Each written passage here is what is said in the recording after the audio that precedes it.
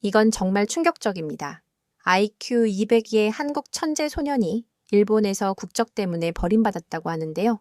한국인이라는 이유만으로 그의 미래가 한순간에 무너졌다는 겁니다. MIT 수석연구원의 폭로의 국제교육 컨퍼런스는 순식간에 아수라장이 되어버렸고 9살에 4개 국어를 마스터한 이 놀라운 한국 소년이 미국 프로그램에 출연하게 되면서 김태호의 천재적인 모습에 MIT가 즉시 그를 발탁했습니다. 그의 사연이 알려지자 일본 영재 교육의 어두운 실체가 드러났고 세계 교육계는 발칵 뒤집혔습니다. 5년간의 연구 끝에 밝혀진 충격적인 진실, 도대체 무슨 일이 일어난 걸까요? 조국을 향한 뜨거운 애국심의 이야기를 지금 바로 시작하겠습니다. 저는 MIT 둔회 과학연구소의 수석연구원 데이비드 윌슨입니다. IQ 200 이상의 초천재들의 사고방식을 분석하는 일이 제 전문 분야죠.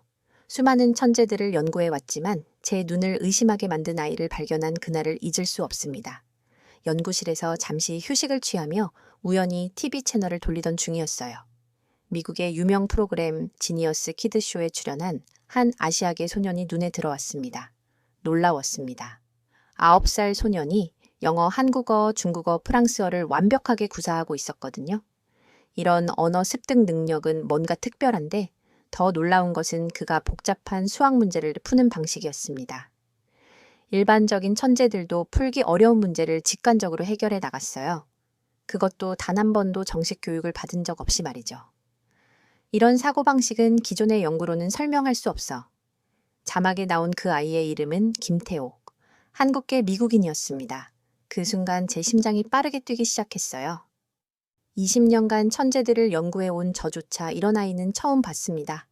태호는 단순히 기억력이 좋은 아이가 아니었어요. 그의 사고방식은 근본적으로 달랐습니다. 패턴을 인식하는 능력, 복잡한 문제를 직관적으로 분해하는 방식이 완전히 새로웠죠. 곧바로 프로그램 제작진에게 연락했습니다. 이 아이를 직접 만나 연구해야겠다는 생각이 들었으니까요. 김태호를 만날 수 있을까요? MIT에서 그의 사고방식을 연구하고 싶습니다. 다행히 프로그램의 프로듀서 카렌 밀러가 흔쾌히 연결해 주었습니다. 카렌은 태호에 대해 열정적으로 이야기했어요. 데이비드, 제가 15년간 이 프로그램을 만들었지만 이런 아이는 처음이에요. 그의 두뇌는 완전히 다른 방식으로 작동하는 것 같아요. 하지만 태호에 대한 배경 조사를 하던 중 이상한 점을 발견했어요. 그의 이력에 일본 체류 기간이 있었고 그 시기에 관한 정보는 거의 삭제된 듯 했습니다. 마치 누군가 의도적으로 모든 기록을 지운 것처럼 보였죠. 뭔가 숨기는 게 있는 걸까? 이상하게도 태호가 17살이었을 무렵 일본 언론에 그가 출연했던 기사가 있었습니다. 하지만 그 이후로는 모든 자료가 사라졌어요. 마치 누군가 철저히 기록을 없앤 것 같았습니다. 더 깊이 조사하면서 일본 도쿄대학의 천재 연구 프로젝트에 대한 기록을 발견했어요. 태호의 이름이 있었습니다. 하지만 갑자기 모든 기록에서 그의 이름이 사라졌어요. 마치 아무도 알지 못하게 지워버린 듯 했죠. 이 아이의 과거에 무슨 일이 있었던 거지? 왜 이렇게 모든 정보가 지워진 거야? 직감이 왔습니다. 이 아이를 연구하는 것은 단순히 과학적 발견을 넘어서는 일이 될 것 같았어요. 무언가 더 큰 이야기가 숨겨져 있었습니다. 연구자로서의 호기심이 저를 사로잡았습니다. 이 미스터리를 반드시 풀어야 했죠. MIT 연구진과 상의한 후 우리는 김태호를 우리 연구소로 초청하기로 결정했습니다. 그의 부모님에게 연락했을 때 어머니 이정숙 씨가 전화를 받았어요. 놀랍게도 그녀는 저희 제안에 큰 망설임 없이 동의했습니다. 태호의 능력이 더 발전할 수 있다면 좋겠네요. 미국이라면. 아마도 가능할 거예요. 전화 너머로 들려오는 이정숙 씨의 목소리에는 기대와 함께 뭔가 복잡한 감정이 묻어 있었습니다. 마치 오래된 상처가 있는 듯했죠. 그녀의 말투에서 과거의 아픔이 느껴졌습니다. 무슨 일이 있었던 걸까요? 이제 이 천재 소년의 비밀을 발견할 시간이었습니다. 그리고 그것은 제 인생을 바꾸를 연구가 될 줄은 그때는 몰랐습니다. 단순한 학문적 호기심으로 시작된 일이 한 나라의 교육 시스템을 바꾸는 계기가 될 줄은 누가 알았을까요? 다음 주 월요일, 김태호와 그의 어머니가 MIT 연구소에 도착할 예정이었습니다. 저는 이미 흥분된 상태였어요. 이 아이의 두뇌는 기존 연구를 완전히 뒤집을지도 모르니까요. 연구실을 정리하고 모든 준비를 마친 후 저는 창밖을 바라보았습니다. 보스턴의 하늘은 맑았고 어쩐지 새로운 시대가 열릴 것 같은 예감이 들었습니다. 월요일 아침 연구소에 도착한 김태호와 이정숙 씨를 처음 만났습니다. 태호는 TV에서 본 것보다 더 수줍어 보였어요. 키는 또래보다 조금 작았지만 맑고 영리한 눈빛은 어떤 천재보다 강렬했습니다. 안녕하세요, 태호야. 나는 데이비드 윌슨이라고 해. MIT에서 너 같은 특별한 아이들의 사고방식을 연구하고 있어. 태호는 잠시 저를 바라보더니 천천히 입을 열었습니다. 제 사고방식이 특별한가요? 저는 그냥 생각나는 대로 하는 건데 그의 영어는 완벽했습니다. 어경 하나 없이 마치 원어민처럼 말했죠. 어머니 이정숙 씨는 옆에서 긴장된 표정으로 우리를 지켜보고 있었습니다. 데이비드 박사님, 태호가 말을 잘 안 들을 수도 있어요. 낯선 환경에서는 종종 그래요. 저는 웃으며 고개를 저었습니다. 걱정하지 마세요. 우리는 서두르지 않을 겁니다. 태호가 편안하게 느낄 때까지 기다릴 수 있어요. 첫날은 간단한 테스트로 시작했습니다. 태호의 언어 습득 방식과 문제 해결 능력을 보기 위한 기본적인 검사였죠. 놀라운 것은 태호가 문제를 해결하는 방식이었어요. 대부분의 천재들은 패턴을 찾아 논리적으로 접근하지만 태호는 마치 이미 답을 알고 있는 것처럼 즉각적으로 해결했습니다. 태호야, 어떻게 이 답을 찾았니? 그는 고개를 겨우 거리며 대답했습니다. 그냥 보이는데요. 마치 숫자들이 저한테 말을 걸어요. 이게 여기로 가고 저게 저기로 가면 답이 나오잖아요. 일주일 동안 다양한 테스트를 진행했습니다. 태호의 두뇌는 우리가 연구해온 어떤 천재와도 달랐어요. 그의 사고 패턴은 기존 연구로는 설명할 수 없는 수준이었습니다. 연구 결과를 정리하던 중 태호가 넌지시 저에게 질문했습니다. 윌슨 박사님, 일본에 대해서도 알아보셨나요? 그의 목소리가 미세하게 떨렸습니다. 뭔가 있다는 직감이 들었습니다. 일본에 관한 기록을 좀 봤어. 도쿄 대학 연구 프로젝트에 내 이름이 있다구나. 무슨 일이 있었던 거니? 태호는 창밖을 바라보며 한참을 침묵했습니다. 이정숙 씨가 아들의 어깨를 감싸 안았습니다. 아직은 말하기 어려워요. 태호가 준비될 때까지 기다려주세요. 그날 저녁 연구실에 혼자 남아 태호의 데이터를 분석하고 있을 때였습니다. 문득 노크 소리가 들렸어요. 태호의 아버지 김태영 씨였습니다. 그는 저에게 커피 한 잔을 건네며 자리에 앉았습니다. 윌슨 박사님 아들에 대해 어떻게 생각하시나요? 솔직히 말씀드리면 30년간 천재들을 연구해 왔지만 태호 같은 아이는 처음입니다. 그의 두뇌는 정말 특별해요. 김태영 씨는 깊은 한숨을 내쉬었습니다. 천재라고 다 행복한 건 아닙니다. 태호가 겪은 일들을 아신다면 그의 눈에 슬픔이 깃들었습니다. 일본에서 무슨 일이 있었던 겁니까? 김태영 씨는 고개를 저었습니다. 그건 태호가 직접 말할 때까지 기다려주세요. 다만 한 가지만 말씀드리자면 우리 아들은 단순한 연구 대상이 아닙니다. 그는 한 사람의 인간이에요. 그 말을 끝으로 김태영 씨는 연구실을 나갔습니다. 저는 더욱 궁금증이 커졌습니다. 태호의 과거에는 분명 무언가 있었습니다. 그리고 그것이 그의 천재성과 어떤 연관이 있을지도 모른다는 생각이 들었습니다. 몇 주가 지나며 태호는 점점 저희 연구진과 친해졌습니다. 그의 사고방식을 분석한 결과 우리는 놀라운 사실을 발견했습니다. 태호의 두뇌는 일반적인 천재들과 달리 전체적인 패턴을 한 번에 인식하는 능력이 뛰어났습니다. 그것은 마치 숲을 보기 전에 나무를 봐야 하는 일반적인 사고와 반대되는 것이었죠. 하지만 태호가 자신의 과거에 대해 이야기하지 않는 한 완전한 연구는 불가능했습니다. 그의 비밀을 알아내야 했습니다. 일본에서 무슨 일이 있었던 걸까요? MIT에 온 지 한 달이 지났습니다. 태호는 점차 저희 연구진들과 마음을 열기 시작했어요. 그러던 어느 날 태호와 함께 캠퍼스를 산책하던 중이었습니다. 윌슨 박사님 사람들이 저를 이상하게 바라봐요. 태호의 목소리에는 오랜 상처가 묻어 있었습니다. 저는 천천히 걸음을 멈추고 그의 눈을 바라보았습니다. 그게 널 불편하게 만드니 태호는 고개를 끄덕였습니다. 일본에서도 그랬어요. 처음엔 모두가 저를 좋아했지만 나중에는 드디어 태호가 입을 열기 시작했습니다. 저는 숨을 죽이고 그의 이야기를 들었어요. 7살 때였어요. 일본의 천재 발굴 프로그램에서 저를 발견했죠. 도쿄 대학의 마사오 미야자키 교수가 저희 집을 찾아왔어요. 태호의 목소리는 점점 작아졌습니다. 기억 속으로 돌아가는 듯 했죠. 미야자키 교수는 제가 특별하다고 했어요. 일본에서 최고의 교육을 받을 수 있다고요. 부모님은 고민하셨지만 결국 저를 위해 일본으로 건너갔습니다. 태호는 잠시 숨을 고르더니 계속해서 말을 이어갔습니다. 처음에는 모든 게 좋았어요. 최신 시설에서 공부했고 일본 TV에도 나왔죠. 사람들은 저를 천재 소년이라고 불렀습니다. 태호의 눈에 슬픔이 깃들었습니다. 하지만 시간이 지날수록 상황이 변했어요. 미야자키 교수는 제 국적을 문제 삼기 시작했죠. 일본의 지원을 받았으니 일본을 위해 공헌해야 한다고 했어요. 태호가 주먹을 꽉 쥐었습니다. 분노와 슬픔이 뒤섞인 표정이었습니다. 어느 날 미야자키 교수와 몇몇 사람들이 부모님께 제안했어요. 제가 일본 국적을 취득하고 일본 이름을 사용하면 더 많은 지원을 해주겠다고요. 저는 놀라움을 감추지 못했습니다. 그래서 너희 부모님은 어떻게 하셨니?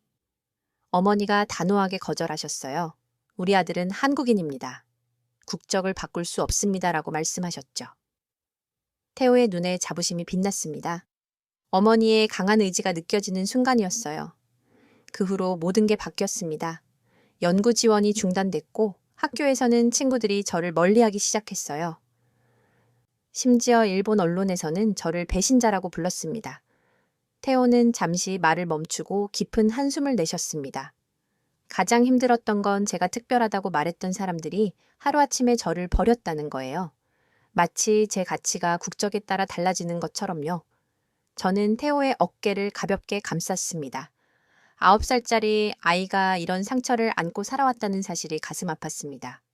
그래서 일본을 떠나게 된 거니 태호는 고개를 끄덕였습니다. 아버지가 결정하셨어요. 이 나라가 널 인정하지 않는다면 떠나자고 하셨죠. 우리 가족은 밤중에 짐을 싸서 미국으로 왔습니다. 아버지는 서점을 운영하셨던 것을 포기하시고 어머니도 교사 일을 그만두셨어요. 태호의 목소리에 떨림이 느껴졌습니다. 부모님이 저 때문에 모든 걸 포기하셨다는 게 가장 미안했죠, 태지와. 저는 태호의 이야기를 들으며 분노가 치밀었습니다. 어떻게 국적을 이유로 한 아이의 미래를 좌우할 수 있단 말인가요? 그것도 단지 한국인이라는 이유로 말입니다. 태호야, 그런 경험을 했다니 정말 안타깝구나. 하지만 넌 대단한 아이야. 그리고 내 부모님도 정말 용기 있는 분들이셔. 태호는 쓸쓸한 미소를 지었습니다. 윌슨 박사님, 제가 공부를 열심히 하는 이유를 아세요. 언젠가 한국으로 돌아가고 싶어요. 우리나라의 저 같은 아이들이 더 이상 외국으로 떠나지 않도록 돕고 싶습니다. 그 순간 저는 태호의 눈에서 단순한 천재성을 넘어선 무언가를 보았습니다. 자신의 경험을 통해 더 나은 세상을 만들고자 하는 의지였습니다. 이 어린아이의 꿈이 얼마나 아름다운지 모릅니다. 연구실로 돌아오는 길, 저는 태호의 이야기를 정리하며 생각했습니다. 이제 그의 과거를 알게 되었으니 우리의 연구는 새로운 방향으로 나아갈 수 있을 것입니다. 그리고 무엇보다 태호의 꿈을 어떻게 도울 수 있을지 고민해야겠다는 생각이 들었습니다. 태호의 이야기는 저를 깊이 생각하게 만들었습니다. 연구실에 돌아온 저는 일본의 천재 육성 프로그램에 대해 더 자세히 알아보기로 했습니다. 도쿄 대학의 공식 기록은 태호에 대한 정보가 삭제되어 있었지만 다행히 과거 신문 기사들은 남아 있었습니다. 천재 소년 김태호, 일본 과학계 놀라게 하다. 한국계 영재, 도쿄 대학 특별 프로그램 초청, 그리고 1년 후의 기사들. 기대받던 외국인 영재, 갑작스러운 프로그램 이탈. 배신한 천재, 일본의 지원을 저버리다. 기사들을 읽으면서 분노가 치밀었습니다. 어떻게 한 아이를 이렇게 대할 수 있단 말인가요? 그것도 단지 국적 때문에 말입니다.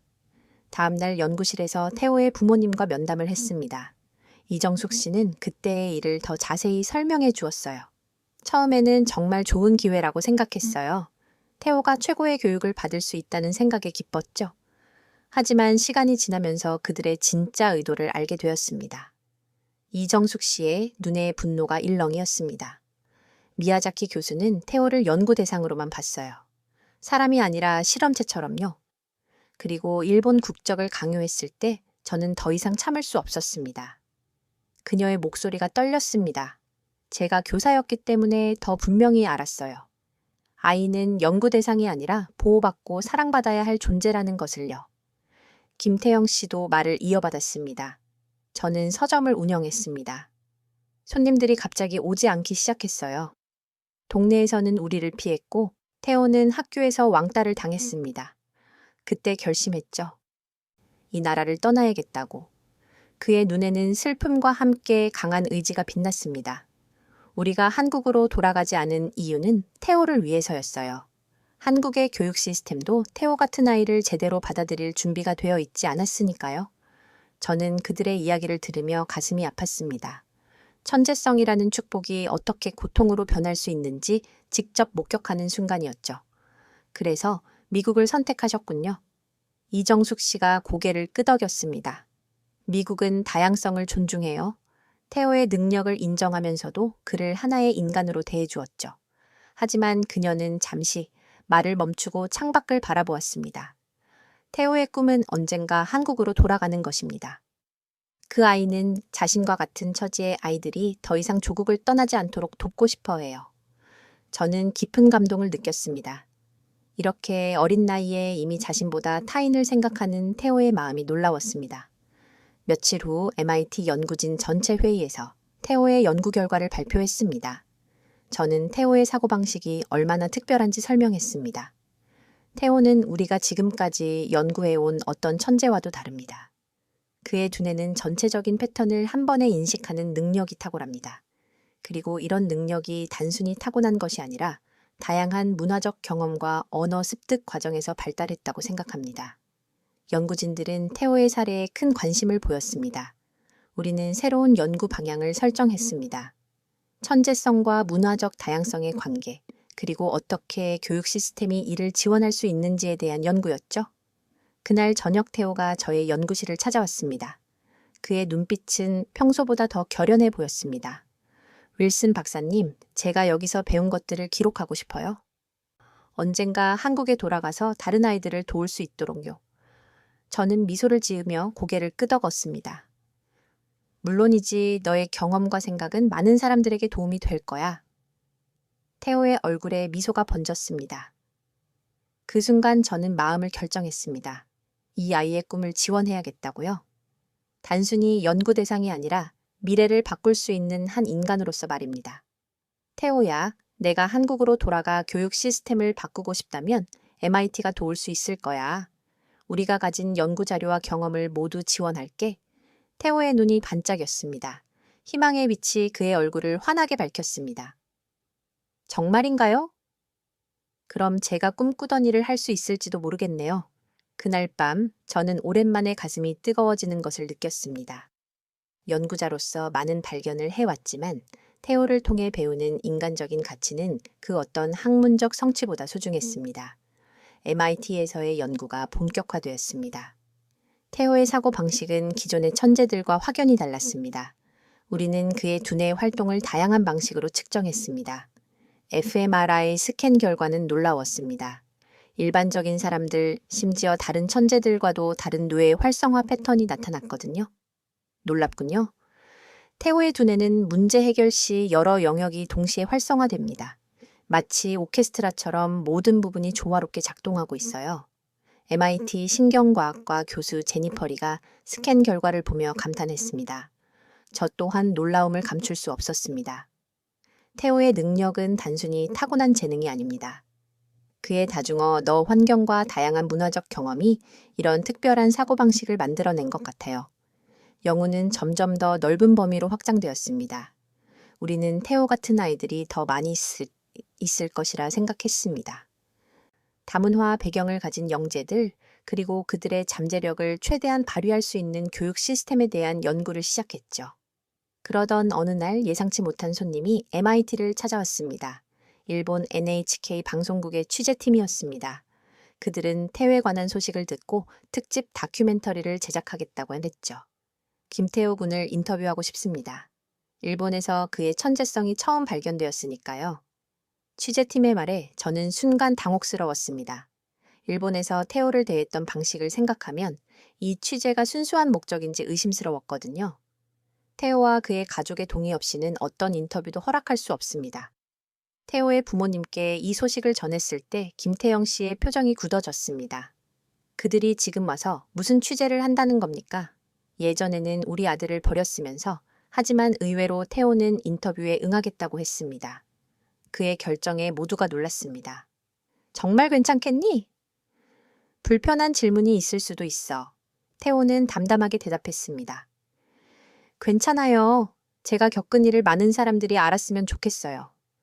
그래야 저 같은 아이들이 더 이상 차별받지 않을 테니까요.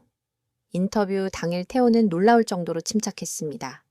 일본 기자들은 처음에는 태호의 천재성과 MIT에서의 연구에 대해서만 질문했습니다. 하지만 태호가 먼저 일본에서의 경험을 이야기하기 시작했습니다. 저는 일본에서 좋은 경험도 많이 했습니다. 하지만 국적 때문에 차별받았던 경험도 있어요. 한국인이라는 이유로 연구 지원이 끊기고 친구들에게 배척당했죠. 인터뷰실은 순간 침묵에 빠졌습니다. 태호는 계속해서 담담하게 자신의 이야기를 했습니다. 저는 그때 깨달았어요. 진정한 교육은 국적이나 인종에 관계없이 모든 아이들의 잠재력을 존중하는 것이라고요. 기자들은 당황한 기색이 역력했습니다. 그들은 이런 이야기를 들을 것이라고 예상하지 못했을 테니까요. 하지만 태호는 의외의 말을 덧붙였습니다. 하지만 저는 일본을 미워하지 않아요. 오히려 감사해요. 그 경험이 없었다면 제가 지금처럼 성장하지 못했을 테니까요. 저는 언젠가 한국과 일본, 미국이 서로의 교육 시스템을 배우며 더 나은 교육 환경을 만들었으면 좋겠습니다. 취재가 끝난 후 일본 기자들은 태호에게 깊은 인상을 받은 듯 했습니다. 그들은 태호의 이야기를 그대로 방송하겠다고 약속했죠. 그날 저녁 태호의 부모님과 함께 식사를 하며 이야기를 나눴습니다. 태호가 정말 대단해요. 어른보다 더 성숙한 모습을 보여주었어요. 이정숙 씨가 자랑스러운 표정으로 말했습니다. 김태영 씨도 고개를 끄덕였습니다. 우리 아들이 이렇게 잘할 줄 몰랐습니다. 예전에는 그저 천재라는 이유로 걱정만 했는데 이제는 그 능력을 어떻게 쓸지 알고 있는 것 같아요. 식사를 마치고 숙소로 돌아가는 길 태호가 물었습니다. 윌슨 박사님, 제가 MIT에서 공부할 수 있을까요? 정식으로 말이에요. 저는 미소 지었습니다. 물론이지 내 나이에 대학에 입학한 사례가 없진 않아. 특별 전형으로 가능할 거야. 태호의 눈이 반짝였습니다. 그럼 MIT에서 공부한 다음 한국에 돌아가 우리나라 교육을 바꿀 수 있을까요? 가슴이 뭉클해졌습니다. 이 어린아이가 이미 자신의 삶을 통해 세상을 변화시키려는 꿈을 품고 있다니 놀라웠습니다. 그럼 태호야, 너라면 할 수 있을 거야. 그리고 MIT와 내가 너의 꿈을 지원할게. 그날 밤 저는 태호의 연구 결과와 미래 계획에 대한 보고서를 작성했습니다. 이 연구는 단순히 한 천재 소년에 대한 것이 아니었습니다. 교육과 문화, 그리고 국가 간 경계를 넘어서는 인재 육성에 관한 것이었죠. 태호의 사례가 세계 교육의 미래를 바꿀 수 있을 거라는 확신이 들었습니다. 일본 NHK의 다큐멘터리가 방영된 후 태호의 이야기는 전 세계적인 관심을 받기 시작했습니다. 특히 한국에서의 반응이 뜨거웠어요. 많은 언론이 미국에서 인정받은 한국 천재 소년이라는 제목으로 태호를 소개했죠. 그리고 일본에서의 차별 경험이 알려지면서 한국 사회에 큰 분노를 일으켰습니다. 우리 아이를 일본 국적으로 만들려고 했다니 말도 안 돼요. 이정숙 씨는 한국 기자와의 전화 인터뷰에서 그때의 경험을 털어놓았습니다. 한국의 여러 교육 전문가들이 태호의 사례에 관심을 보이기 시작했습니다. 그 중에는 카이 ST 영재교육원 원장도 있었어요. 김태호 군의 사례는 우리 교육 시스템에 중요한 시사점을 제공합니다. 한국의 영재 교육이 어떤 방향으로 나아가야 할지 고민하게 되네요. 한편 MIT에서는 태호의 특별 입학을 위한 절차가 진행되고 있었습니다. 12살의 나이로 대학에 입학한 선례가 다 없진 않았지만 여전히 예외적인 경우였죠. 대학 이사회에서 여러 차례의 회의가 열렸습니다. 어느 날 MIT 총장실로 초대를 받았습니다. 총장은 태호의 연구 결과에 깊은 관심을 보였습니다. 윌슨 박사 김태호는 정말 특별한 학생이군요. 우리는 그를 위한 특별 프로그램을 만들려고 합니다. 그리고 총장은 놀라운 제안을 했습니다. 태호를 정식 학생으로 받아들이고 그가 원하는 교육개혁 연구를 지원하겠습니다. 나아가 그가 꿈꾸는 한국과의 교육 협력 프로젝트도 추진하고 싶습니다. 저는 기쁨을 감출 수 없었습니다. 이것은 태호의 꿈을 현실로 만들 수 있는 기회였으니까요. 하지만 이런 소식이 알려지자 예상치 못한 일이 벌어졌습니다. 미국 정부에서 태호에게 관심을 보이기 시작한 거예요. 국가안보 관련 부서에서 태호의 사고방식이 암호회독이나 복잡한 데이터 분석에 활용될 수 있다고 판단한 모양이었습니다. 어느 날 정장 차림에 두 남자가 연구실을 찾아왔습니다. 안녕하세요. 윌슨 박사. 우리는 국방부 소속입니다. 김태호에 대해 이야기하고 싶습니다. 그들은 태호의 연구에 추가 자금을 지원하겠다고 제안했습니다. 단 태호가 미국에 머물며 특정 프로젝트에 참여해야 한다는 조건이었죠. 태호의 능력은 국가안보에 큰 기여를 할 수 있습니다. 그와 그의 가족에게 영주권도 빠르게 제공하겠습니다. 저는 불편한 마음이 들었습니다. 이건 태호를 위한 것이 아니라 그의 능력을 이용하려는 것처럼 느껴졌으니까요. 일본에서 있었던 일과 다를 바 없었습니다. 태호와 그의 부모님과 상의해봐야 할 것 같습니다. 그날 저녁 태호의 가족에게 이 제안을 전했습니다. 김태영 씨는 곧바로 고개를 저었습니다. 또 시작되는군요. 일본에서처럼 말입니다. 이번에는 미국이네요. 이정숙 씨도 우려를 표했습니다. 태호는 연구 대상이나 국가의 도구가 아닙니다. 그는 자신의 꿈을 따라야 해요. 태호는 잠시 생각하더니 말했습니다. 저는 MIT에서 공부하고 싶어요. 하지만 그건 한국으로 돌아가기 위한 준비 단계예요. 미국 정부의 제안은 제 꿈과 맞지 않습니다. 저는 태호의 결정을 존중했습니다. 그리고 이를 국방부 관계자들에게 전달했죠. 그들은 실망한 기색이 역력했지만 태호의 결정을 받아들였습니다. 안타깝군요. 하지만 우리는 그의 연구를 계속 지원하고 싶습니다. 조건 없이요. 이후에도 다른 정부 기관과 대기업들에서 태호를 영입하려는 제안이 계속 들어왔습니다. 모두 엄청난 자금과 특혜를 약속했죠. 하지만 태호의 결심은 확고했습니다. 저는 미국에서 배운 것을 한국에 가져가고 싶어요. 우리나라의 저 같은 아이들이 더 이상 외국으로 떠나지 않도록 말이죠. 그 말을 들으며 저는 태호가 단순한 천재 소년이 아니라 진정한 비전을 가진 사람이라는 것을 깨달았습니다. 그는 자신의 능력을 개인적 성공이나 부를 위해 사용하길 원하지 않았어요. 그보다는 더 많은 아이들이 자신의 잠재력을 발휘할 수 있는 환경을 만들고 싶어 했죠. 태호는 마침내 MIT의 특별 입학 허가를 받았습니다. 그리고 놀랍게도 MIT는 태호의 비전을 지원하기 위한 초국적 영재교육 연구센터를 설립하기로 결정했습니다. 이 센터는 태호가 꿈꾸는 교육 모델을 연구하고 한국과의 협력 프로젝트를 추진하는 역할을 맡게 되었죠. 이 소식이 한국에 전해지자 카이트에서 공식적으로 협력 제안을 해왔습니다. 태호의 꿈이 점점 현실이 되어가는 순간이었습니다. 윌슨 박사님, 제가 한국의 영재교육센터를 만들 수 있을까요? 태호가 희망찬 눈빛으로 물었습니다. 그럼 태호야, 너의 꿈은 이제 우리 모두의 꿈이 되었어. 우리가 함께 이루어 나갈 거야. 태호의 얼굴에 환한 미소가 번졌습니다. 그리고 저는 그 순간 이 아이가 정말로 세상을 바꿀 수 있을 거라고 확신했습니다. 시간이 흘러 태호는 15살이 되었습니다. MIT에서 5년간의 공부와 연구를 마친 그는 이제 학부 과정을 모두 마치고 석사 과정에 들어서 있었습니다. 태호의 성장은 눈부셨습니다. 그는 단순한 천재 소년에서 자신만의 교육 이론을 갖춘 학자로 성장했습니다. 윌슨 박사님, 제가 발전시킨 다중지능 교육 모델이 완성되었습니다. 이제 실제로 적용해 볼 차례예요. 태호가 자신의 연구 결과를 제게 보여주었습니다. 그의 모델은 기존의 영재 교육과는 완전히 달랐습니다. 단순히 IQ나 학업 성취도가 아니라 다양한 형태의 지능을 고려한 통합적 접근법이었죠. 정말 인상적이구나, 태호야. 이 모델은 많은 아이들에게 희망이 될 거야. 태호의 연구는 MIT 내에서도 큰 주목을 받았습니다. 그의 논문은 교육학계에서 혁신적인 접근법으로 인정받았고 여러 국제학술지에 게재되었죠. 그러던 어느 날 한국에서 중요한 소식이 들려왔습니다.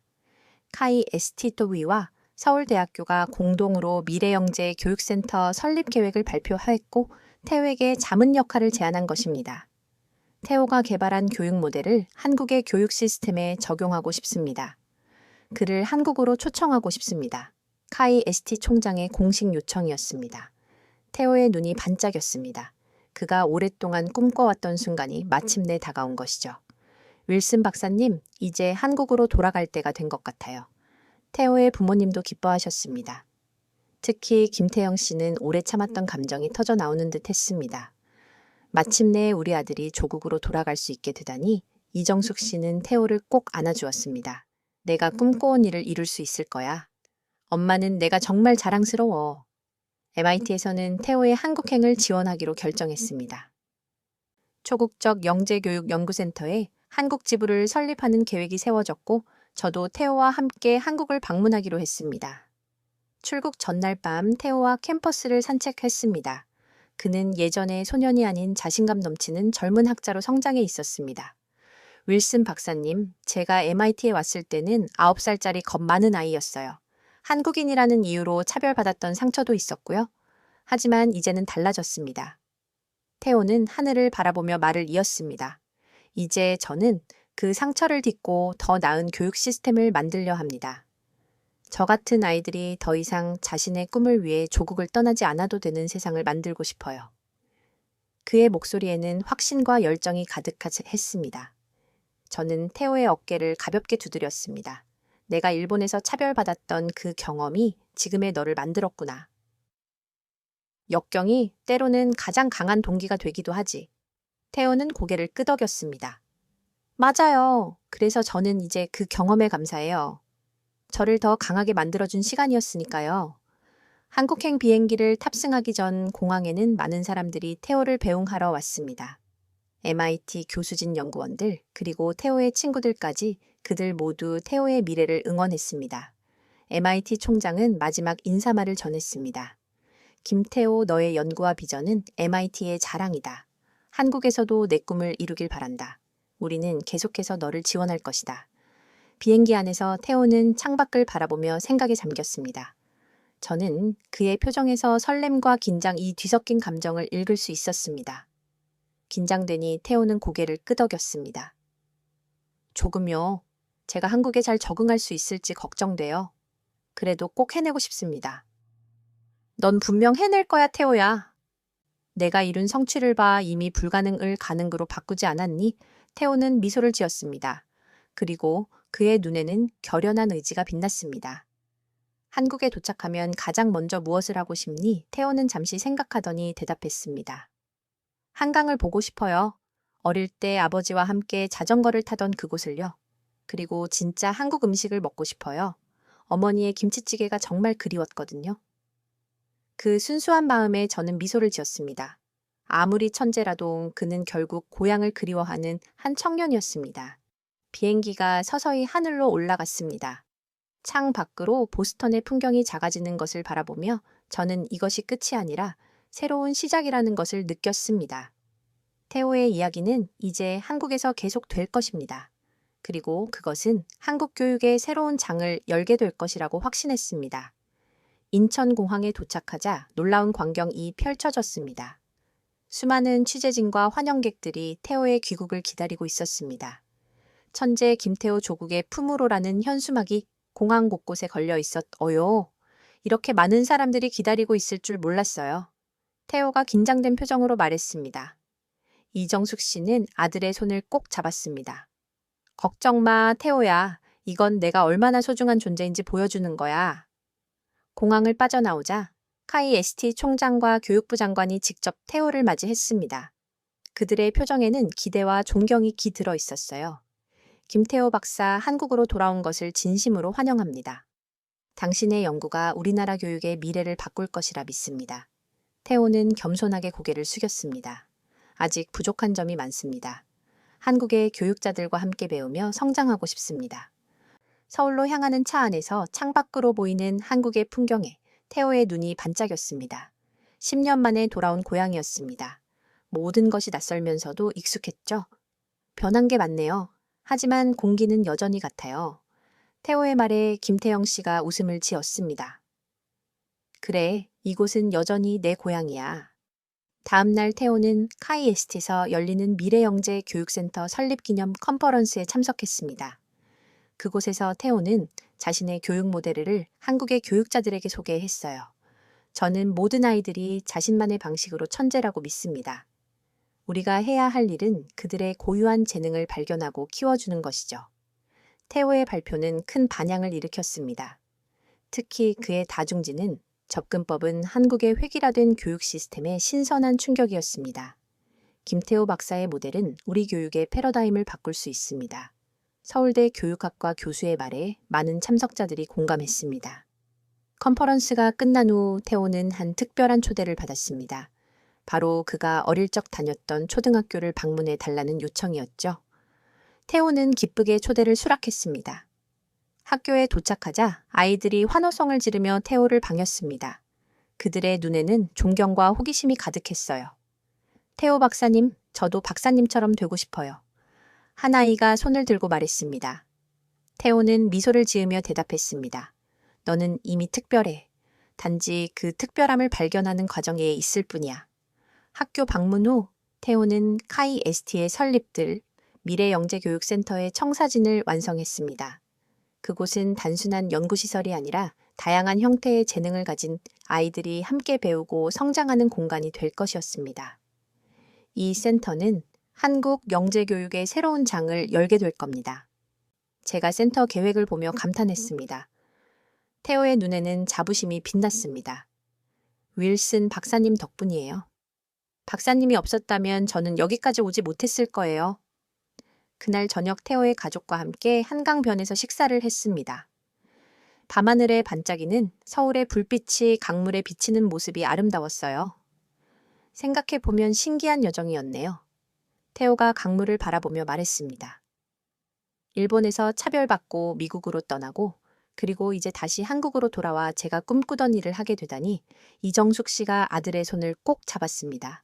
내 인생의 모든 경험이 의미 있었던 거야. 그 모든 어려움이 오늘의 너를 만든 거지. 한 달 후 미래영재교육센터가 공식 출범했습니다. 개소식에는 한국 대통령도 참석하여 태호의 업적을 치하했습니다. 김태호 박사는 우리에게 중요한 교훈을 주었습니다. 진정한 인재는 국적이나 인종에 관계없이 소중하다는 것을요. 이제 한국은 더 이상 인재를 해외로 떠나 보내지 않을 것입니다. 놀랍게도 개소식에는 일본 도쿄 대학의 마사오 미야자키 교수도 참석했습니다. 그는 공식적으로 태호에게 사과했습니다. 우리는 큰 실수를 했습니다. 김태호 박사의 재능을 국적으로 판단했죠. 이제 일본도 한국의 교육 혁신에서 배우고 싶습니다. 그 말을 들으며 태호는 담담하게 미소를 지었습니다. 그에게는 더 이상 과거의 상처가 아닌 미래를 향한 비전만이 있었습니다. 센터 설립 1년 후 저는 미국으로 돌아가기 전 태호와 마지막 대화를 나눴습니다. 이제 내 꿈을 이루었구나, 태호야. 태호는 고개를 저었습니다. 아직 시작에 불과해요. 윌슨 박사님. 진짜 꿈은 모든 아이들이 자신의 잠재력을 발휘할 수 있는 교육 환경을 만드는 거니까요. 그의 눈에는 여전히 처음 만났을 때 순수한 열정이 빛나고 있었습니다. 우리는 계속 연결되어 있을 거야. MIT와 KAIST, 그리고 너와 나. 태호는 미소를 지으며 고개를 끄덕였습니다. 네, 박사님. 우리는 국경을 넘어 함께 교육의 미래를 만들어 갈 거예요. 비행기를 타기 전 공항에서 마지막으로 한국 언론과의 인터뷰에서 저는 이렇게 말했습니다. 김태호는 단순한 천재가 아닙니다. 그는 교육의 혁신가이자 국경과 편견을 넘어선 진정한 세계 시민입니다.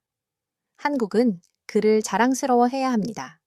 비행기 창밖으로 점점 작아지는 서울의 모습을 바라보며 저는 깊은 감동을 느꼈습니다. 이제 한국은 더 이상 인재를 잃는 나라가 아니라 세계적인 인재를 키워내는 나라가 될 것입니다. 그리고 그 변화의 중심에는 차별을 듣고 일어서난 천재 소년의 꿈이 있었습니다. 태호의 이야기는 앞으로도 계속될 것입니다. 그의 꿈은 이제 한국을 넘어 세계 교육의 미래를 밝히는 빛이 될 테니까요. 너같이 원숭이 같은 애가 여기서 뭘 할 수 있겠어. 그냥 한국으로 돌아가. 아시아에서 온 애들은 다 그래. 공부만 하는 로봇 같잖아. 여기 미국의 한 작은 도시에서 일어난 믿을 수 없는 일이 벌어졌습니다. 한국인이라는 이유로 시작된 이야기가 전혀 예상하지 못한 방향으로 흘러갔습니다. 처음에는 아무도 주목하지 않았죠. 그저 조용한 한국 소녀 하지만 그날 이후 모든 것이 바뀌었습니다. 미국 전역이 충격에 빠졌고 현지 언론들은 앞다투어 보도했습니다. 심지어 하버드와 MIT에서도 이 소식을 듣고 직접 연락이 왔다고 하는데 도대체 무슨 일이 있었던 걸까요? 더 놀라운 건 이게 시작에 불과했다는 겁니다. 진짜 반전은 영상 마지막에 숨겨 있으니 끝까지 시청해 주세요. 자, 지금부터 함께 들어보시죠. 안녕하세요. 저는 중서부의 작은 마을 병원에서 일하는 간호사 리사입니다. 매일 아픈 사람들을 돌보며 살아가는 평범한 삶이었죠. 남편이다는 이민자들을 돕는 변호사예요. 우리는 서로 다른 방식으로 사람들을 돕는 일을 하며 살고 있었습니다. 15년 전 결혼과 동시에 아이를 가지려 했어요. 하지만 불임 판정을 받았죠. 그때의 절망감은 아직도 생생합니다. 매일 병원에서 아기들을 보며 가슴 한켠이 아파왔어요. 그래서 시작한 게 한인교회 봉사활동이었습니다. 아픈 마음을 달래고 싶었던 걸까요? 하지만 운명이라는 게 있나 봅니다. 그 교회에서 제 인생을 바꾼 한 소녀를 만나게 될 줄은 몰랐으니까요. 16살의 천재 소녀가 우리 가족이 되기 전까지 저는 그저 아예 없는 간호사였습니다. 그날도 평소처럼 아침 일찍 출근해서 병원에서 근무를 마치고 매주 하던 대로 한인교회로 향했어요. 봉사활동은 제게 작은 위안이 되었죠. 다른 이들을 돕는 일이 제 마음의 빈자리를 조금이나마 채워주는 것 같았거든요. 교회에 도착하자 긴 목사님이 심각한 표정으로 저를 찾으셨어요. 리사, 잠깐 이야기 좀 할 수 있을까요? 목사님의 목소리에는 평소에 없던 무거움이 느껴졌죠. 사무실에 들어서자 목사님은 한 소녀의 이야기를 들려주셨어요. 한국에서 온 윤지라는 아이가 있어요. 16살인데 얼마 전에 부모님을 모두 잃었어요. 순간 가슴이 철렁 내려앉았어요. 부모님은 한국에서 IT 스타트업을 운영하던 분들이었죠. 미국에서 새로운 시작을 하려고 하셨는데 목사님의 목소리가 잠시 멈췄어요. 비자가 만료되기 직전 모든 걸 잃으시고 결국 극단적인 선택을 하셨어요. 순간 숨이 막혔어요. 16살의 어린 나이에 부모를 잃고 낯선 나라에 홀로 남겨진 아이를 생각하니 눈시울이 뜨거워졌죠. 지금은 교회에서 임시로 보호하고 있지만 이대로는 안 되겠죠. 리사, 당신이라면 목사님의 말씀이 끝나기도 전에 저는 알았어요. 제가 해야 할 일을 말이에요. 그날 저녁 집으로 돌아와 남편에게 윤지의 이야기를 했어요. 에단, 그 아이 이야기 좀 들어줄래요? 떨리는 목소리로 이야기를 시작했죠. 한국의 명문고에서 수석을 하던 아이였다는 것, 영어도 유창하게 한다는 것, 그리고 지금은 기댈 곳 없이 홀로 남겨졌다는 것까지. 그래서 당신은 어떻게 하고 싶은 거예요? 에단이 조심스럽게 물었어요. 우리가 윤지를 맡아야 할 것 같아요. 잠시만이라도 에단은 깊은 한숨을 내쉬었어요. 리사, 입양은 쉽지 않아요. 법적 절차도 복잡하고 비용도 만만치 않을 거예요. 게다가 윤지의 비자 문제도 있어요. 한번 시작하면 쉽게 물러설 수 없는 일이에요. 남편의 말이 맞았어요. 하지만 제 마음은 이미 결정을 내린 뒤였죠. 에단, 당신도 고아원에서 자랐잖아요. 그때 당신의 마음이 어땠는지 기억하나요? 제 말에 에단의 표정이 조금 흔들렸어요. 그때는 정말 외로웠죠. 누군가 나를 진심으로 걱정해 주길 바랐어요. 그래요. 윤지도 지금 그런 마음일 거예요. 그 아이는 지금 우리가 필요해요. 우리가. 아니면 누가 그 아이를 도와줄 수 있을까요? 하지만 리사, 당신도 알잖아요. 우리가 얼마나 아이를 원했는지, 그리고 그 상처가 얼마나 컸는지. 에단의 말에 저도 잠시 말을 잃었어요. 시작 5년 전 불임 판정을 받았을 때 그 절망감이 다시 한번 가슴을 찔렀죠. 그래서 더욱 그래요. 우리는 알아요, 에단. 아이 없이 사는 게 얼마나 외로운지. 그리고 윤지는 알아요. 부모 없이 사는 게 얼마나 무서운지. 어쩌면 우리는 서로에게 가장 완벽한 가족이 될 수 있지 않을까요? 그날 밤 침대에 누워 천장을 바라보며 생각했어요. 불임 판정을 받고 무너졌던 그 순간들, 입양을 고민하다가 포기했던 시간들. 하지만 이상하게도 그 아픔이 지금은 의미 있게 느껴졌어요. 어쩌면 신은 이런 날을 위해 우리를 준비시켰던 걸까요? 새벽녘 잠에서 깬 에단이 제 손을 잡았어요. 리사, 당신 말이 맞아요. 우리가 도와야 해요. 내일 당장 사무실에 가서 관련 서류들을 찾아볼게요. 분명 방법이 있을 거예요. 남편의 눈빛에서 결심이 보였어요. 저는 그제야 참았던 눈물을 터뜨렸죠. 다음 날 아침 우리는 함께 한인교회로 향했어요. 차 안에서 제 마음은 이상하리 많지 평온했어요. 마치 오래전부터 이날을 기다려왔던 것처럼요. 그리고 저는 믿었어요. 이것이 우리 가족의 진짜 시작이 될 거라는 것을요. 처음 윤지를 만난 순간을 아직도 생생히 기억합니다. 한인교회의 작은 방에서 검은 생머리를 단정하게 묶은 소녀가 고개를 숙인 채 앉아 있었어요. 작은 책가방을 무릎 위에 올려두고 마치 자신을 보호하듯 꼭 끌어안고 있었죠. 조심스럽게 다가가 인사를 건넸어요. 윤지야. 안녕하니. 윤지는 천천히 고개를 들어 저를 바라보았어요. 그 눈빛에 담긴 두려움과 불안이 제 마음을 아프게 했습니다. 마치 깨지기 쉬운 유리구슬처럼 조심스러운 그 눈빛이 아직도 선명하게 기억나요. 저는 리사예요. 앞으로 우리 함께 지내보는 게 어떨까 해서 왔어요. 윤지는 잠시 망설이더니 작은 목소리로 대답했어요. 처음 뵙겠습니다, 리사 씨. 그 순간 문득 깨달았어요. 이 아이는 지금 저를 어떻게 불러야 할지도 모르는 상황이라는 걸요. 엄마라고 부르기엔 너무 이른 어색한 사이. 하지만 그건 당연했어요. 우리는 이제 막 서로를 알아가기 시작한 걸 테니까요. 윤지의 짐은 생각보다 적었어요. 작은 캐리어 하나와 책가방이 전부였죠. 하지만 그 안에는 한국에서의 추억이 가득했어요. 상장들 학교 앨범, 그리고 부모님과 찍은 마지막 사진 한 장. 윤지는 그 사진을 꺼내 들고 잠시 바라보더니 조용히 다시 가방 깊숙이 넣었어요. 그 순간 저는 이 아이는 마음이 얼마나 무거울지 느낄 수 있었어요. 집으로 가는 차 안에서 윤지는 조용히 창밖만 바라보았어요. 저는 그 침묵이 불편하지 않았습니다. 이때로는 말보다 침묵이 더 많은 이야기를 전할 수 있다는 걸 알았으니까요. 라디오에서 흘러나오는 음악 소리 많이 차 안을 채웠죠. 배고프진 않니? 저녁 먹고 싶은 거 있어. 괜찮아요. 윤지의 대답은 항상 짧았어요. 하지만 그 목소리 끝에 묻어나는 작은 떨림을 놓치지 않았죠. 이 아이는 지금 얼마나 불안할까? 낯선 사람의 집으로 가는 이 순간이 얼마나 두려울까? 저는 마음속으로 끊임없이 윤지의 마음을 헤아려 보았어요. 집에 도착하자 애단이 따뜻한 미소로 우리를 맞이했어요. 윤지야, 환영해. 내가 있을 방을 준비해뒀어. 윤지의 방은 우리가 오랫동안 아이방으로 생각하며 비워두었던 공간이었어요. 하얀 벽지의 작은 책상, 편안해 보이는 침대창 밖으로는 뒷마당에 큰 단풍나무가 보였죠. 하지만 이제 보니 너무 썰렁해 보였네요. 마음에 들지 않으면 다시 꾸며도 돼. 내가 좋아하는 대로 윤지는 조용히 고개를 끄덕였어요. 방 안으로 들어가 캐리어를 내려놓는 그 뒷모습이 왠지 더 외로워 보였습니다. 저는 문을 닫아주며 속삭였어요. 이제 이곳이 내 집이야. 그날 저녁 처음으로 함께 식탁에 앉았어요. 제가 준비한 미국식 가정식을 보며 윤지가 잠시 망설이는 듯했죠. 포크를 들었다 내려놓기를 반복하는 모습이 안쓰러웠어요. 혹시 한국 음식이 먹고 싶니? 윤지는 급하게 고개를 저었어요.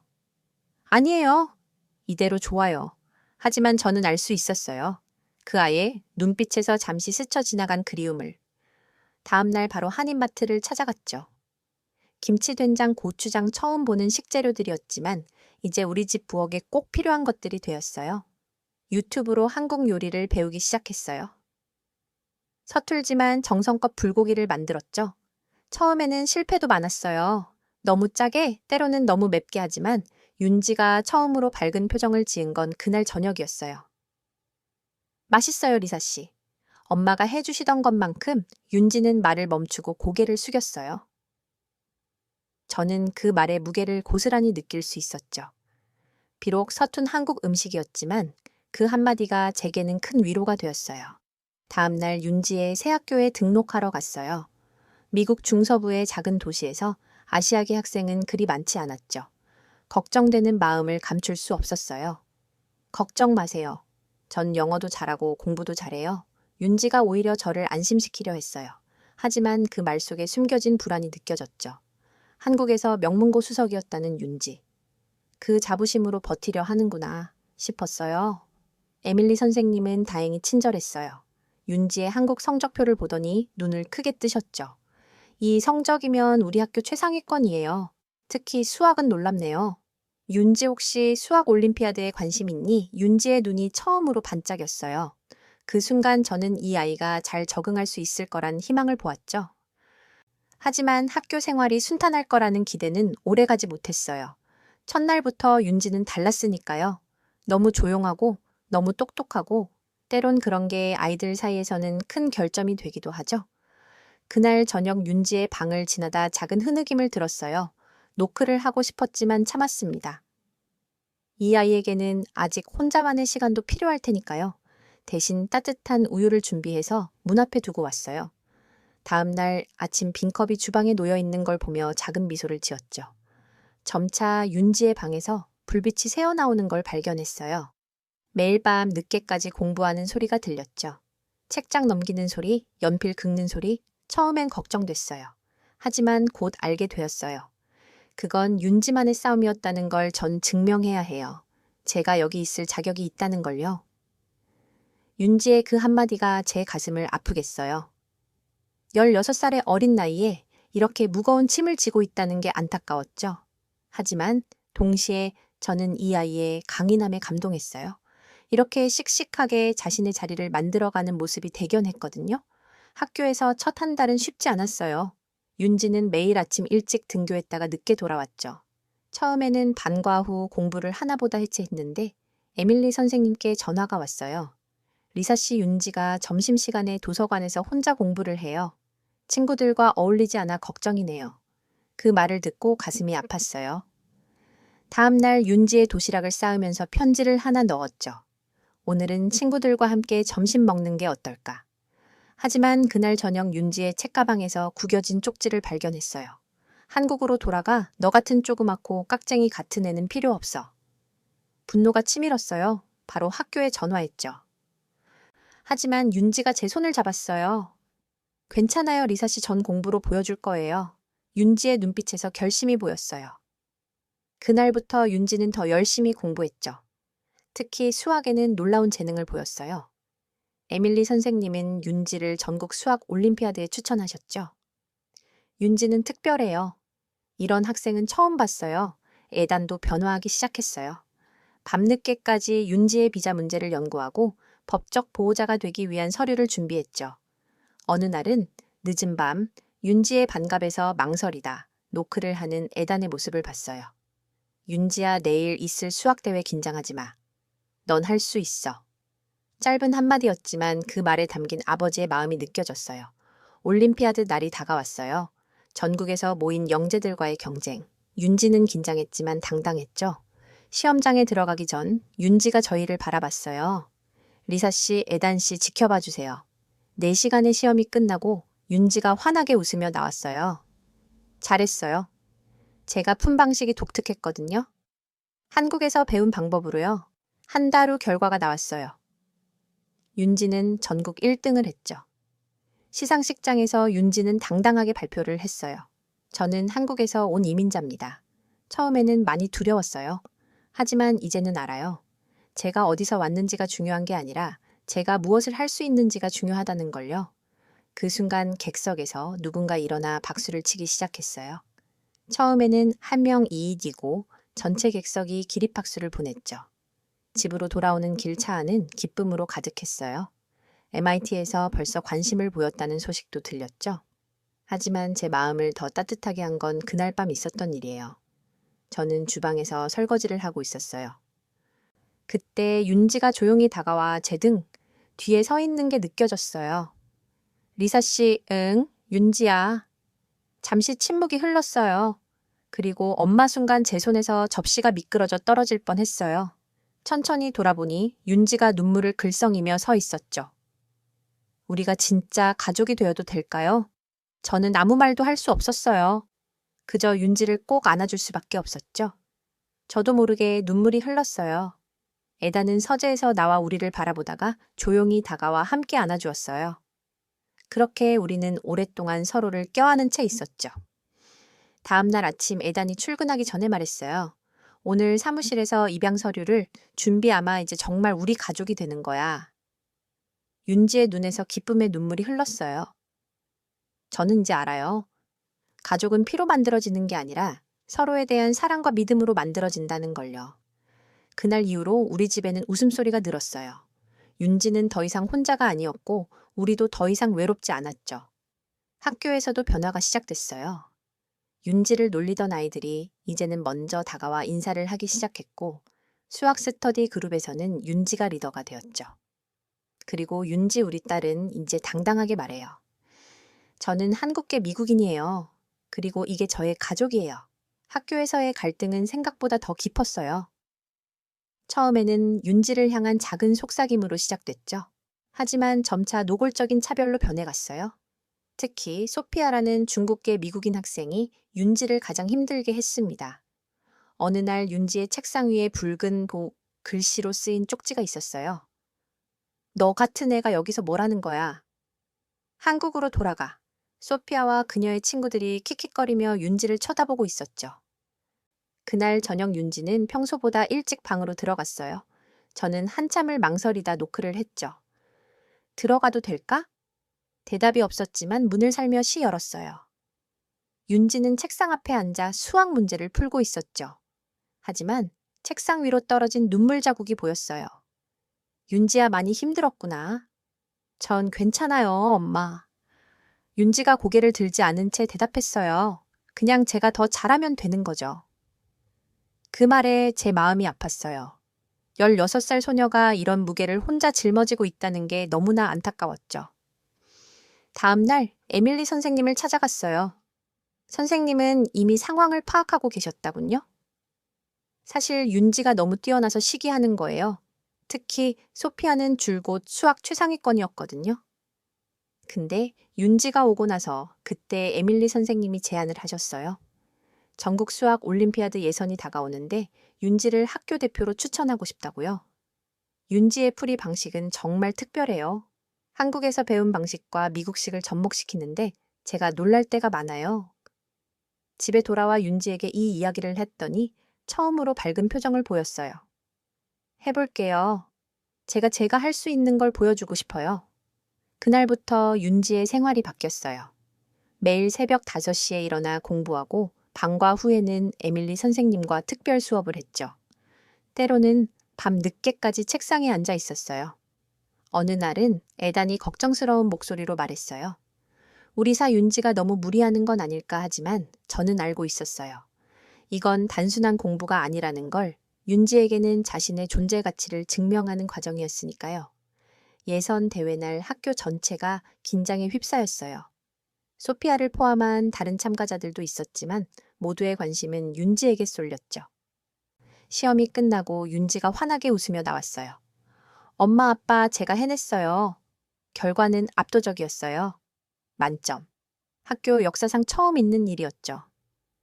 그날 이후로 학교의 분위기가 바뀌기 시작했어요. 소피아가 먼저 윤지에게 다가왔죠. 내가 미안해. 내가 그렇게 대단한 애인 줄 몰랐어. 윤지는 잠시 소피아를 바라보더니 미소를 지었어요. 같이 공부할래? 내가 아는 방법을 알려줄 수 있어. 그렇게 윤지는 수학 스터디 그룹의 리더가 되었어요. 처음에는 몇 명이었던 학생들이 점점 늘어났죠. 윤지만의 특별한 풀이 방식이 소문이 났거든요. 윤지는 정말 특별해요. 수학 스터디 그룹의 한 학생이 말했어요. 처음에는 이해가 안 됐는데 윤지가 한국에서 배운 방식대로 기초부터 차근차근 설명해 주니까 수학이 재미있어졌어요. 한국의 교육 방식이 이렇게 체계적이라는 게 놀라워요. 다른 학생도 거들었어요. 맞아요. 한국에서는 어떻게 문제를 풀었는지 물어보면 윤지는 항상 기본 개념부터 설명해줘요. 마치 잘 정돈된 블록을 쌓아가는 것처럼요. 덕분에 우리도 문제 푸는 힘이 생겼어요. 윤지는 웃으며 대답했어요. 한국에서는 선생님들이 항상 그러셨거든요. 기초가 튼튼해야 어떤 문제든 풀 수 있다고요. 그게 제 DNA에 새겨진 것 같아요. 에밀리 선생님은 윤지의 변화를 지켜보며 기뻐하셨어요. 이제 진정한 리더가 된 거예요. 단순히 수학을 잘하는 게 아니라 다른 이들을 이끌어주는 전국대회를 앞두고 윤지는 더욱 바빠졌어요. 하지만 이제는 혼자가 아니었죠. 소피아를 포함한 친구들이 함께 공부하고 서로를 응원했어요. 알아요. 어느 날 윤지가 말했어요. 이제는 더 이상 증명하고 싶지 않아요. 그냥 제가 좋아하는 걸 하는 거예요. 그리고 그게 다른 친구들한테도 도움이 된다는 게 기뻐요. 그 말을 들으며 저는 깨달았어요. 우리 딸이 진정으로 성장했다는 걸 더 이상 인정받기 위해 애쓰는 게 아니라 자신의 재능으로 다른 이들을 돕는 법을 배운 거죠. 매일 밤 윤지의 방에서는 웃음소리가 들려왔어요. 친구들과 함께 공부하고 때로는 장난치고 피자를 나눠 먹는 소리. 그 소리들이 저희 부부에게는 가장 큰 행복이었답니다. 전국 수학 올림피아드가 열리는 날 보스턴의 하늘은 유난히 맑았어요. 전국에서 모인 수재들이 MIT 강당을 가득 메웠죠. 그 중에서 윤지는 유일한 아시아계 여학생이었어요. 대회장에 들어가기 전 윤지가 저희를 돌아봤어요. 평소와 다른 단단한 눈빛이었죠. 엄마, 아빠, 오늘은 제가 정말 하고 싶었던 이야기를 들려줄 거예요. 에단이 윤지의 어깨를 꼭 잡아주었어요. 넌 할 수 있어, 우리 딸. 올림피아드는 두 부분으로 나뉘어 있었어요. 오전에는 필기시험, 오후에는 상위 10명의 구술 발표가 있었죠. 시험이 끝나고 나온 윤지의 표정이 환했어요. 엄마, 제가 발견했어요. 한국에서 배운 방법이 정말 대단했어요. 우리나라 수학 교육이 세계 최고인 이유를 이제 알겠어요. 기본기부터 체계적으로 배우니까 어떤 문제든 근본적인 해결 방법을 찾을 수 있더라고요. 거기에 미국식 창의력을 더하니까 완전히 새로운 풀이가 나왔어요. 결과 발표 시간 윤지는 놀랍게도 1위였어요. 심사위원들은 윤지의 독특한 풀이 방식에 깊은 인상을 받았다고 했죠. 한국의 수학적 접근과 미국의 창의적 사고를 결합한 혁신적인 풀이였습니다. 구술 발표 시간 윤지는 떨리는 목소리로 이야기를 시작했어요. 저는 한국에서 온 이민자입니다. 1년 전 부모님을 잃고 이 나라에 혼자 남겨졌어요. 강당이 조용해졌어요. 모든 사람의 시선이 윤지에게 쏠렸죠. 처음에는 너무 두려웠어요. 다들 저를 이방인 취급했고 돌아가라고 했죠. 하지만 제게는 꿈이 있었어요. 제가 누구인지 무엇을 할 수 있는지 보여주고 싶었거든요. 윤지의 목소리가 점점 단단해졌어요. 수학은 제게 언어가 되었어요. 제가 누구이고 어디서 왔는지는 중요하지 않았죠. 문제를 푸는 순간만큼은 진정한 자유를 느꼈어요. 그리고 깨달았어요. 우리는 서로 다른 방식으로 같은 답을 찾아갈 수 있다는 거예요. 그때였어요. 앞줄에 앉아있던 MIT 교수가 일어나 박수를 치기 시작했어요. 이어서 전체 강당이 기립박수로 가득 찼죠. 시상식이 끝난 후 MIT 수학과 학과장이 윤지에게 다가왔어요. 놀라운 발표였어요. 당신의 수학적 통찰력도 감동적이었지만 그 이상의 메시지를 전달해 주었네요. 우리 학교는 당신 같은 인재를 기다리고 있어요. 그날 저녁 집으로 돌아오는 차 안에서 윤지가 조용히 말했어요. 오늘 처음으로 제가 자랑스러웠어요. 제가 한국인이라는 것도 이민자라는 것도요. 저는 백미러로 윤지를 바라봤어요. 우리 딸의 눈에는 이제 두려움 대신 자신감이 가득했죠. 다음 날 학교는 들썩였어요. 전국 수학 올림피아드 우승자가 자신의 학교 학생이라는 사실에 모두가 들떠 있었죠. 교장 선생님은 윤지를 전교생 앞에서 발표하게 했어요. 우리 모두는 서로 다른 이야기를 가지고 있어요. 그 다름이 우리를 특별하게 만들어주죠. 저는 이제 알아요. 우리가 서로의 다름을 인정하고 배우면 더 큰 무언가를 만들 수 있다는 걸요. 그 후로 윤지는 진정한 리더가 되었어요. 반과 후에는 수학의 어려움을 겪는 학생들을 돕기 시작했고 다른 이민자 학생들의 멘토가 되었죠. 윤지 덕분에 수학이 재미있어졌어요. 윤지는 우리에게 희망을 줬어요. 우리도 할 수 있다는 걸 보여줬거든요. 한 달 뒤 윤지는 학교 축제에서 특별한 이벤트를 준비했어요. 세계를 맛보는 날이라는 주제로 한식 부스를 열었죠. 오늘은 제가 한국의 맛을 여러분께 소개하고 싶어요. 이건 제가 우리 엄마와 함께 만든 김밥이에요. 100인분의 김밥이 순식간에 동인 왔어요. 특히 윤지가 개발한 표정. 김밥은 폭발적인 인기였죠. 아보카도와 치즈를 저은 캘리포니아 스타일부터 타코 소스를 활용한 멕시칸 스타일까지. 와, 이런 맛은 처음이야. 이게 정말 한국 음식이야. 너무 맛있어. 레시피 좀 공유해줘. 윤지는 한식의 가능성을 보여준 거예요. 한국의 맛과 문화를 창의적으로 재해석해서 모두가 즐길 수 있는 새로운 문화를 만든 거죠. 학생들의 이야기를 들으며 저는 생각했어요. 우리 딸은 단순히 수학대회를 이긴 게 아니었어요. 한국의 교육과 문화의 우수성을 증명하고 편견과 차별의 벽을 허물어 진정한 화합의 다리를 놓은 거였죠. MIT에서 조기 입학 제안이 왔어요. 하지만 윤지의 결정은 달랐죠. 대학은 다음 학기에 가려고 해요. 먼저 여기서 해야 할 일이 있거든요. 윤지는 이민자 학생들을 위한 학습 프로그램을 만들었어요. 수학을 통해 자신감을 찾고 서로의 문화를 이해하는 공간이었죠. 이제는 제가 받은 사랑을 나눠줄 차례예요. 그 말을 들으며 저는 깨달았어요. 우리 딸은 이제 온전히 자신의 길을 걷고 있다는 걸요. 더 이상 누군가의 인정을 바라지 않고 자신의 가치를 알고 그것을 다른 이들과 나누는 법을 배운 거죠. MIT 입학을 2달 앞둔 어느 봄날이었어요. 윤지는 이민자 학생들을 위한 마지막 멘토링 수업을 준비하고 있었죠. 지난 6개월 동안 그녀가 만든 프로그램은 학교의 자랑이 되었어요. 처음에는 5명의 학생으로 시작했지만 이제는 30명이 넘는 학생들이 참여하고 있었죠. 윤지 덕분에 저도 꿈을 가질 수 있었어요. 멕시코에서 온 마리아가 말했어요. 그 아이의 눈에는 눈물이 고여 있었죠. 윤지는 저희에게 한국 문화도 많이 알려줬어요. 다른 학생이 말했어요. 매주 금요일마다 윤지가 만든 김밥으로 다 같이 점심을 먹는데 이제는 그게 저희의 소중한 전통이 됐어요. 한국의 정이란 게 이런 거구나 싶어요. 윤지는 한국의 공동체 문화를 자연스럽게 미국 학교에 심어주고 있었어요. 서로 돕고 나누는 문화, 예의 바른 태도, 배려하는 마음, 한국인의 장점을 잘 보여주고 있었죠. 처음엔 영어도 서툴고 수학도 어려웠는데 윤지 언니가 알려준 대로 하니까 이제는 A 반으로 올라갈 수 있게 됐어요. 그날 저녁 에단이 특별한 제안을 했어요. 윤지야, 이번 주말에 우리 가족 여행을 가는 게 어떨까? 윤지의 눈이 반짝였어요. 그동안 바빠서 제대로 된 가족 여행을 못 갔거든요. 정말요? 어디로 가요? 내가 처음 미국에 왔을 때 머물렀던 한인교회가 있는 곳으로 가보면 어떨까? 윤지의 표정이 잠시 굳었다가 이내 부드러워졌어요. 좋아요. 가보고 싶어요.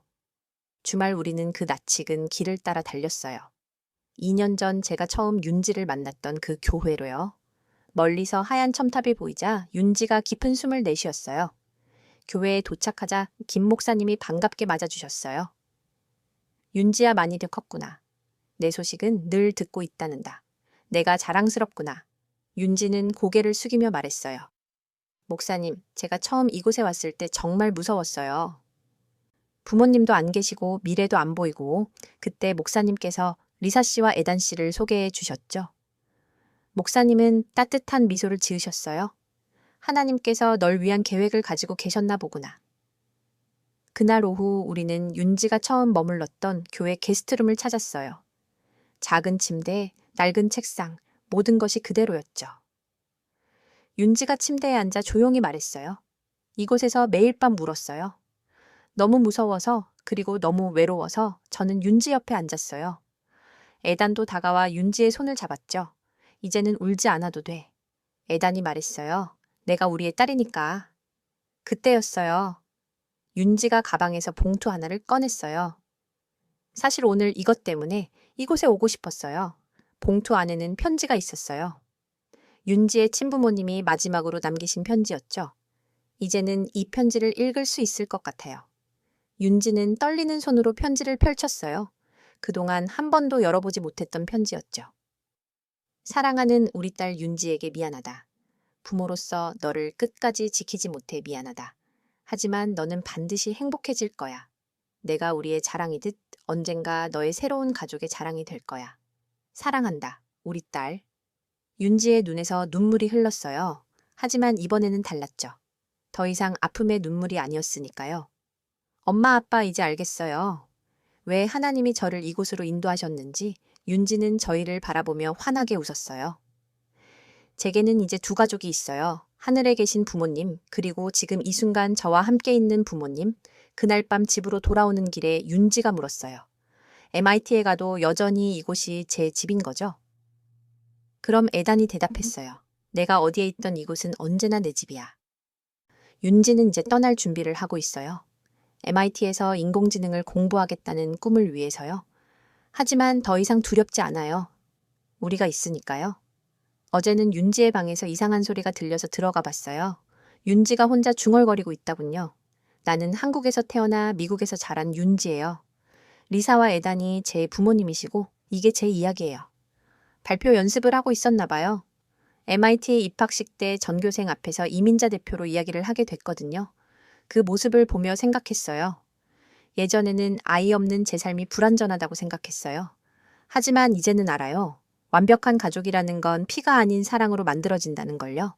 우리의 이야기는 여전히 써지고 있어요. 매일매일이 새로운 챕터죠. 하지만 이제는 확신해요. 이것이 바로 우리 가족의 완성이라는 걸요.